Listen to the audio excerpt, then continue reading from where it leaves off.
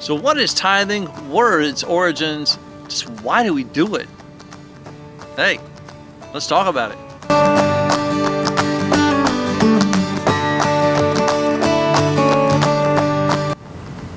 Welcome to Carolina Christian. My name is Ernie. It's good to have you with us today.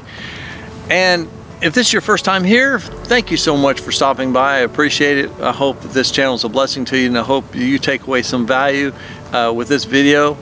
If you do, please like, subscribe, turn on the notifications bell, and you'll be notified whenever our next video comes out.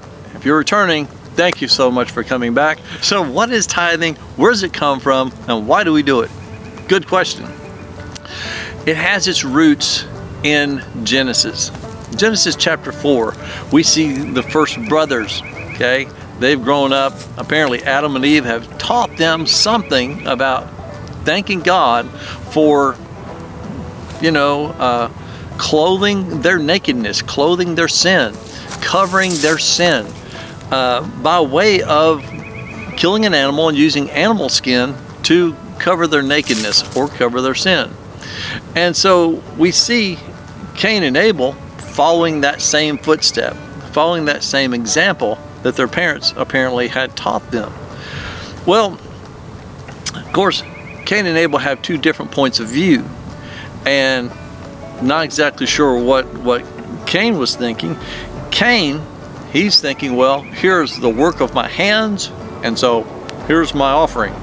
And so Cain, I feel like he kind of gives us the type and picture and example of someone who's trying to work towards salvation, work towards, getting in God's favor.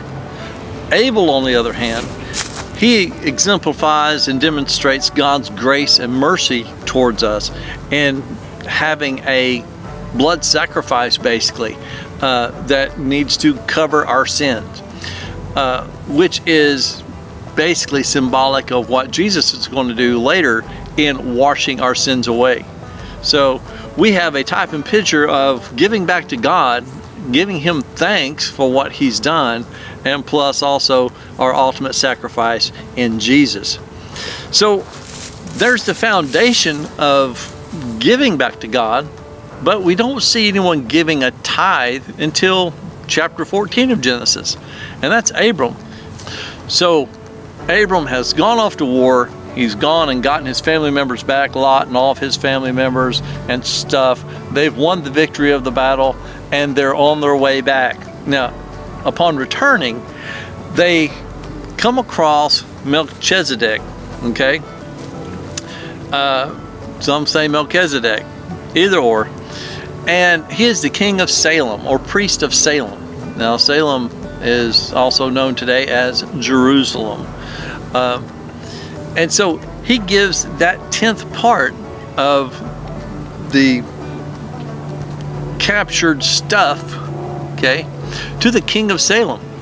And so as a thank you and to honor God with what he has accomplished, he lets the others that had helped him accomplish this feat take their booty or take their pay from what was captured from the enemy, and then gave the rest back to Sodom. Abraham kept nothing. The question is, why did Abram give a 10th of the spoils to Melchizedek, priest of Salem? Well, it was to, yes, we know, give thanks to God for God having His hand upon them to defeat the enemy and be victorious. But why a 10th? I don't know. I can't say, because I don't know. If anyone knows, leave it in the comment section below, because truly I'm clueless. I don't know. Maybe it was just an arbitrary number and he just picked it out of the sky and said, hey, I'm going to give you a 10th of it. But the point of the matter is that he gave. He gave to thank God for the victory, and he gave out the spoils of war. Didn't keep any for himself. And so that gives us a foundation of where tithing came from. But what about the command of God to tithe? Let's talk about that in the next video. This is Ernie with Carolina Christian. Hoping you have a blessed and glorious day. Remember, this is video 1 of 3. Please return, watch the others, and I'm sure they'll bless you. Remember to keep looking up, keep your eyes on Him. God bless.